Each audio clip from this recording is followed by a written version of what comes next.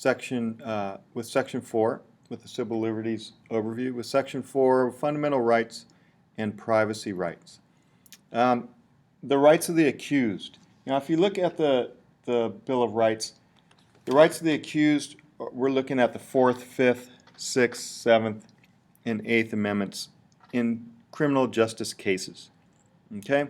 So the 4th Amendment is basically a search and seizure amendment.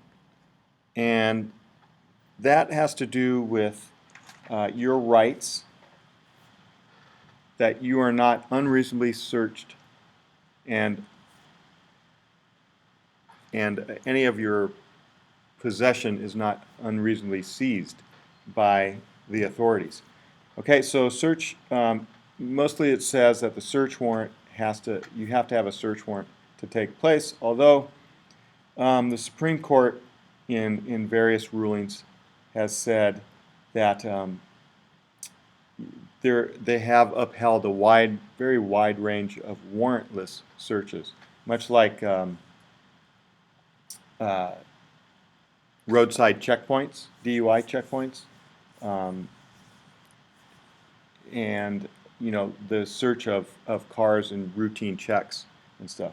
One thing though, in 1914, in the case Supreme Court case Mapp versus Ohio, we should talk about the exclusionary rule.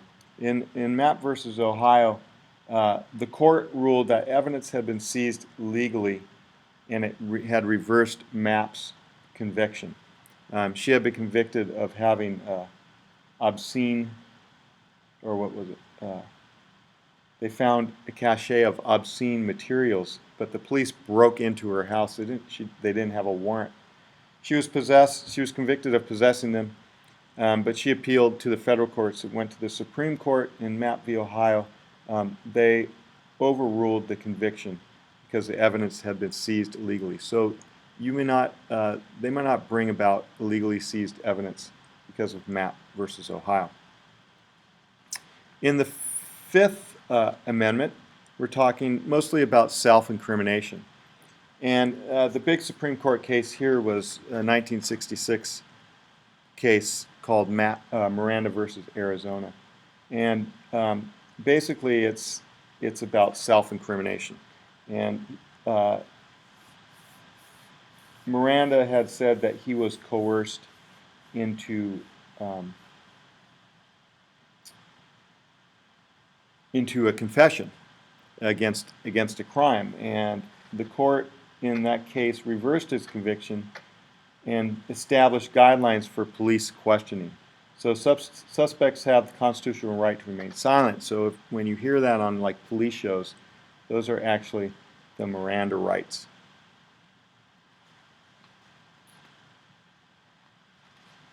Okay, and let's look at the rights to counsel.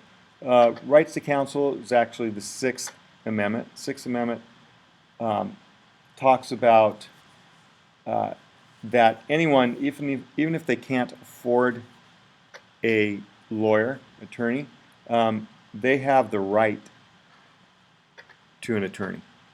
Okay, so a lawyer must be provided for the accused. Also, the court held that sometimes states are not obligated to provide counsel in civil cases, but that's a little bit different. But the Miranda right, or in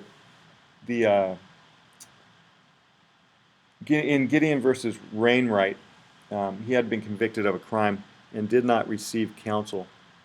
He was too poor, and the court, his case went to the Supreme Court, and they said that every accused has the right to an attorney in a state court. Once again, these are all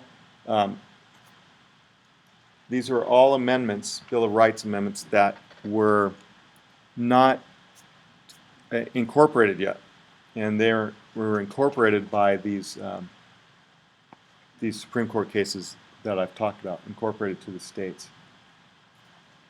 Also, if you want to talk about the 6th Amendment and rights of the accused, you need to talk about the right to a speedy and public trial by an impartial jury. Okay, that's also in the Sixth Amendment. That's also in the Seventh Amendment. In civil cases, you have a right to an impartial jury if it's over a certain amount. And there's the bell. A little bit more. Now, if we want to talk about the Eighth Amendment in fundamental rights, Eighth Amendment has to do with cruel and unusual punishment.